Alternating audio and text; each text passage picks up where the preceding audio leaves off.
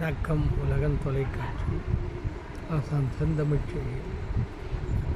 நேரு போன்றவர்கள் மிகப்பெரிய பணக்காரர்கள், அரச செல்வத்தில் திளைத்து பிறந்து, ஆனால் சோசலிசம் என்கின்ற சமூக நீதி, சமநீதி, ஜாதி ஒழிப்பு இவற்றிலெல்லாம் தீவிர எண்ணம் செலுத்தி வாழ்ந்த ஒரு முற்போக்கு பிரதமராக வாழ்ந்தார்.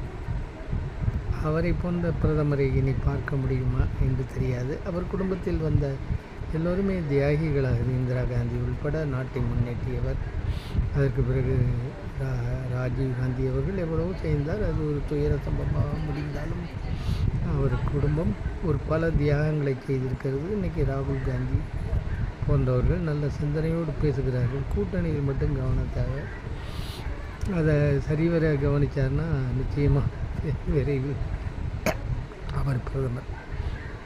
பிஜேபியை பொறுத்தளவுக்கு ஆர்எஸ்எஸ்ஸிடம் அகப்பட்டு கொண்ட ஒரு கட்சியாக இருக்கிறது. அதை நிறைவேற்றுவதற்காகவே இது வந்திருப்பது போல தெரிகிறது. ஆனால் அது அதனுடைய கொள்கை. அதில் வாஜ்பாய் என்பவர் நிச்சயமாக, வாஜ்பாயை போன்றவர் அவருக்கு பிறகு பிரதமராக வந்திருந்தால் நிச்சயமாக இந்த அளவுக்கு இடையூறுகள் இருக்காது. ஸ்டாலின் அவர்கள் கூட கூட்டணி வைத்து கொண்டால் தவறில்லை என்ற நிலைக்கு ஆண்டவர் வாஜ்பாய்.